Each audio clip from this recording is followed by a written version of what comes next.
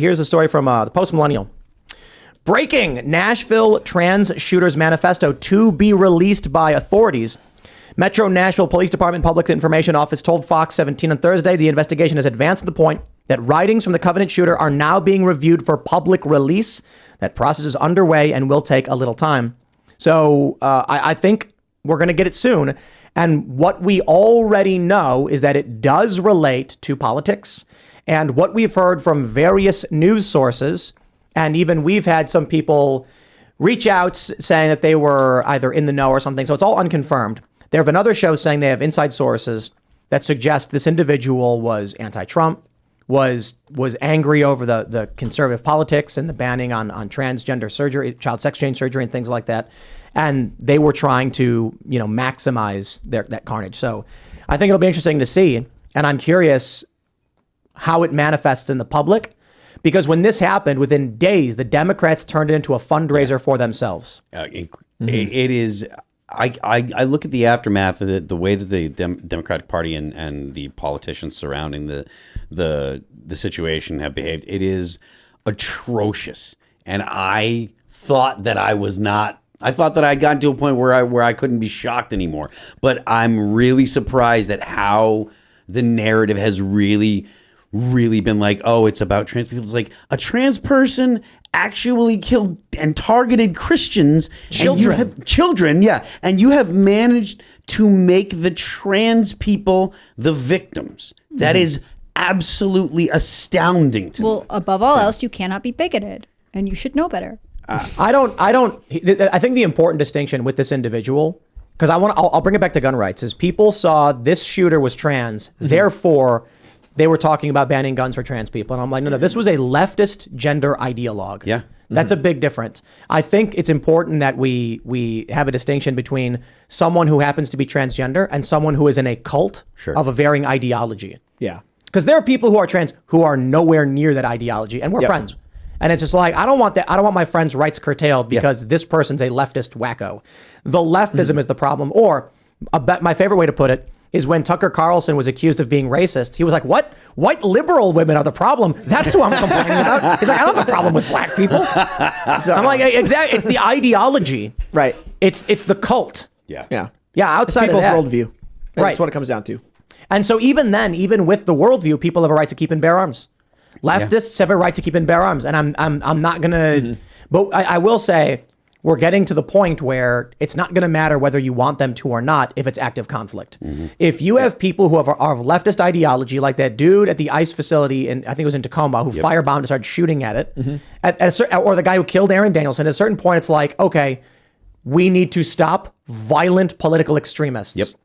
Yep. And what do you do? So it reminds me of that Karl Popper meme the left likes to share. If you tolerate intolerance, intolerance wins. And that's how they justify banning people's speech. And I'm like, I believe in the right to keep and bear arms for everybody. I believe in free speech, free press, religion, all that stuff. But then when war happens, all of this stuff is meaningless, Yeah. Well, then things are different, because then you've got supply lines, who's selling guns to who. And so whichever side's over here will have their own infrastructure or lack thereof, depending on their funding mechanism. And then the people over here will have their thing. And then it's very clear. Right now, there's not really battle lines. There kind of are. And there's gun stores where these people walk in and they're like, do I sell this person or not? And they have the freedom to deny sales. Yeah. The ATF actually likes it when gun stores don't sell to people that might be a threat, but who are those people? This is actually a good idea for like a video we could do. Have someone dress up as Antifa, like wearing Antifa clothes, and go into a gun shop and see what they say. Yeah, and you'd be like, hey, I want to buy guns. I'll do it. I want a But they might be like, okay, Phil. Fair enough. I love all that remains. Actually, the Green Monster gun shop in Martinsburg, I've been recognized twice there. Exactly. You're like walking in and they're going, hi, I'm Antifa. Like, no, you're not, Phil. We watch the show. Get out of here. We know what your plan is. Get out of here, Labonte. But I think the appropriate response is if someone wearing Antifa gear walked into a gun shop, they should be like, let me know what you need. I don't think that is the philosophical challenge right now. Should a business be like, no, you are our enemies, you are dangerous, and I will not sell you this weapon? Because that's actually a fair point. Correct me if I'm wrong, but if someone at a gun store has suspicions that a person may use a weapon for criminal ends, they can deny sale. But isn't it a requirement to deny sale? It technically probably is. It Or probably is like, hey, don't sell them that gun. You don't want to be the guy. You don't, like I'm if a pretty cop su- comes to you and says, "Did you think this guy was going to and they look sell at the tapes something?" And then be like, "Yeah, I totally thought he was going to go shoot up the mall, and I sold it anyway." Yeah, he said something. I did it. I wanted the money. Yeah, you don't No, know I'm what pretty to do. sure they get in Yeah. trouble. If they're like, the guy came in and he was talking about committing a crime, and I Yeah, said, well, here's your weapon. Like, nah, you Yeah, can't do sweating that. everywhere. Yeah. Really Sweat on the effectively an floor. accessory to the crime. Yeah. Then, So then right? if someone comes in wearing Antifa gear, You could. I you might be believe like, oh, man, I don't know, dude. Well, yeah, if it's like, let's go back to the peaceful times in 2020, and someone walks in right then when all that stuff's going on in, let's say, Oregon. Oh, hands down. Yeah. I think there would be a good case to be like, you know what, I'd rather not sell to you. You No, can I think go to it's someone else. Slam dunk case. You're not the kind of person I want to assist. I'll stop there. I say if I owned a gun store and it was during the summer of love and someone with Antifa BLM gear came on, I'd be like, get out right now. One of my closest No friends, questions. one of my closest friends in New Hampshire, the gun shop that Highlander Arms, a buddy of mine owns. Like, if someone went in there and he knew that they were a leftist, there is no way. Yeah. he would. That's most gun stores. He'd kick them out himself. Like Most gun stores you think would do that? Okay, not all. I'll take that back. The ones with backbones, so maybe a little bit less than half. But like Dick's Sporting Goods wouldn't, right? Like No. they would be like, okay, here you Yep. go, have a good time. Yeah, but I feel like if a guy with like an Antifa bandana and like a shirt and everything walked in there and it was like, it's time to go fight for justice, where are the guns? They'd be like, right this way, sir.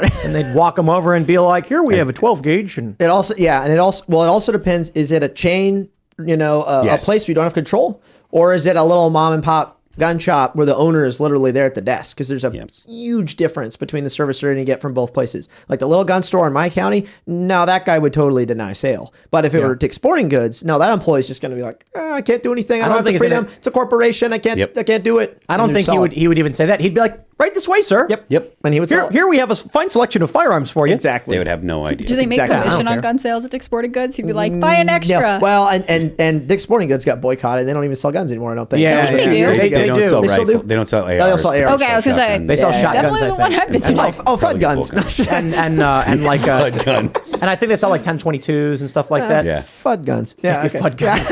If you Well, go the to 1022 is great. They're to be great. honest. Those are great. if you go to the Dick's out here in, I think it's a Dick's in Maryland, they have basically just shotguns, and I think they might have some 22s.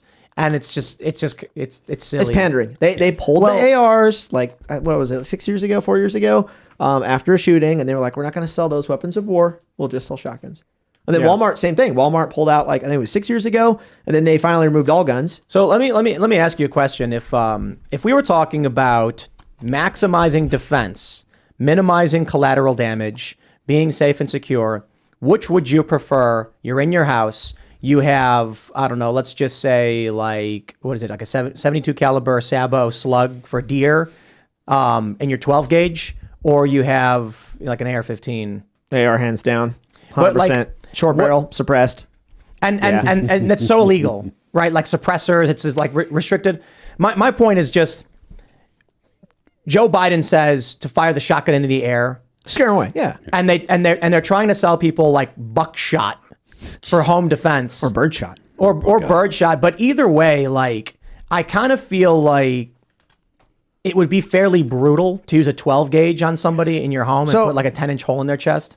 Oh, it'd be very violent. This is Yeah, correct. and But this is the problem with shotguns. And again, this is like FUD knowledge from the past. Shotguns are so much harder to use well by an untrained person than handing them an AR-15. I mean, the AK-47 That's the originally point, though. was designed for the average conscript to use, very simple to manipulate and function. A shotgun, on the other hand, if it's a pump, you got to pump it every time you pull the trigger, which already mentally, if you haven't trained that, most people aren't going to rack a second round. Yep. That's just how it's going to be. An AR, it's 30-round mag goes in, pull the charging handle, safety, and I can pull the trigger 30 times. And I'm good to go. Super simple to use. And the recoil. And the recoil. It's When minimal. we go out to the range with people, man, they think the shotguns are the easy ones. Yeah. And and I'm like, we have the shoulder pads for the shotgun if you want to use them. Like, why? Like, no. It's like, you might want to try using the AR 5.56 or whatever, because you're not going to, you might be like, oh, wow, that was it. But that's the point, I guess. The argument being made by the gun control people is too easy to use. Yep. Shotguns are hard. And they don't even know exactly what the only argument they really use is inconsistent arguments because it's inconsistent. It's a weapon of war. It's what the military has. And I'm doing a video on it next week. Is an M4A1 the military has. the same as a civilian AR-15. Well, it actually turns out civilian AR-15s are better. M4A1s the military has, a lot of them are shot out and they're crap. AR-15s I can buy right now for $1,000 are better than what the military has. Yeah. And the left does not like that. I've got a KSG 25. Oh, yeah. You're familiar? Yeah. Yeah. So for those that aren't, it can hold 25 shotgun shells, and we're at the range, and it's loaded with buckshot, and the wave of devastation is bonkers. Oh, yeah. Here's the crazy thing: that's legal in Maryland, but an M1A is illegal. That is so funny. An M1A That's so funny.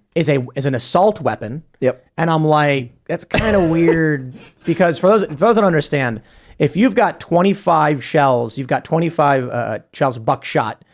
I'm watching this thing just melt the target, the wood flying everywhere. It's being ripped apart like a chainsaw is gutting it from every direction.